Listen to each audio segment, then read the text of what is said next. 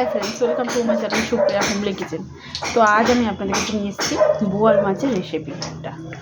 তো এটা শুনেছি মাংসের মতো রান্না করতে হয়। তো এর জন্য আমি নুন হলুদ মাখিয়ে রেখেছি, কড়াইতে তেল দিয়ে দিয়েছি, এটাকে ভেজে নেবো। তো এটাকে পুরো মাংসের মতোই রান্না করে আজকে দেখাবো আপনাদেরকে।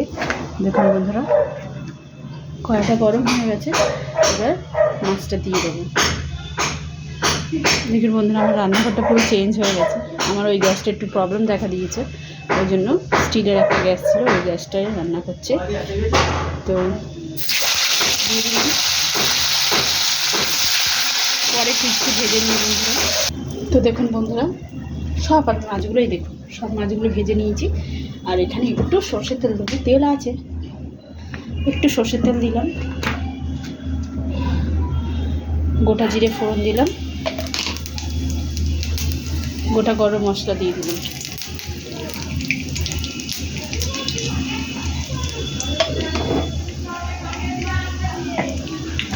এর সাথে কুচি করে রাখা পেঁয়াজ দিয়ে দিলাম একটা।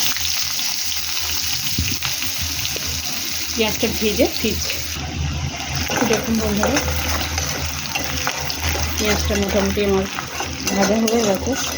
এর মধ্যে আমি এবারে রসুন বাটা দিয়ে দেবো, 1 চামচের মতো রসুন বাটা দিয়ে দিলাম। এর সাথে আমি পেঁয়াজ বাটা দিয়ে দিলাম, পেঁয়াজ লঙ্কা বাটা দিয়ে দিলাম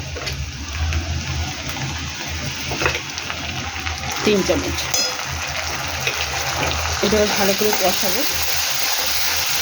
কষিয়ে ফিরছি। তো দেখুন বন্ধুরা, পেঁয়াজ থেকে তেল বেরিয়েছে, এবার আমি গুঁড়ো লঙ্কা দিয়ে দেবো, যে যেমন ঝাল খাবে, হলুদ আর টমেটো বাটা, 2টো টমেটো বেটে রেখেছিলাম, হাফ দিয়ে দিলাম। এর সাথে কিছুটা কুচনো টমেটো দিয়ে দিলাম।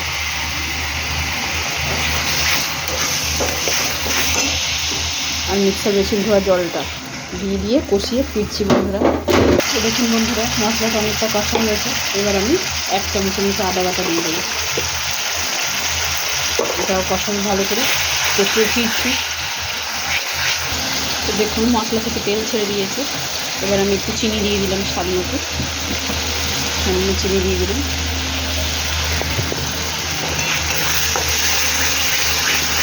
আর একটু বাকি আছে বন্ধুরা, আর একটু কষিয়ে ফিরছি বন্ধুরা। এবারে জল ঢেলে দেবো,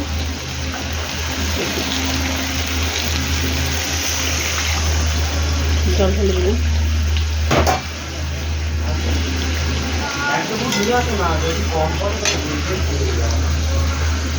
নুন দিয়ে দিলাম, পরে আবার লাগলে দেবো বন্ধুরা। ফুটুক, ফিরছে, ঝোল ফুটে গেছে। এবার আমি একটা একটা করে মাছ ছেড়ে দেবো।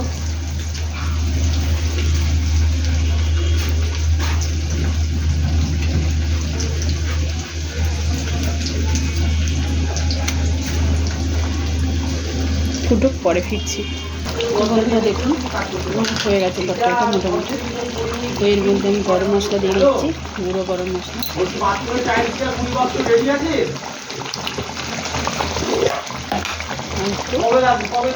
গোলমরিচের গুঁড়ো।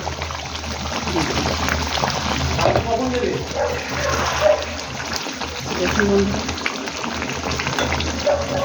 আমার রান্নাটা কমপ্লিট হয়ে গেছে, একটু মাংসের মতো রান্না করেছি।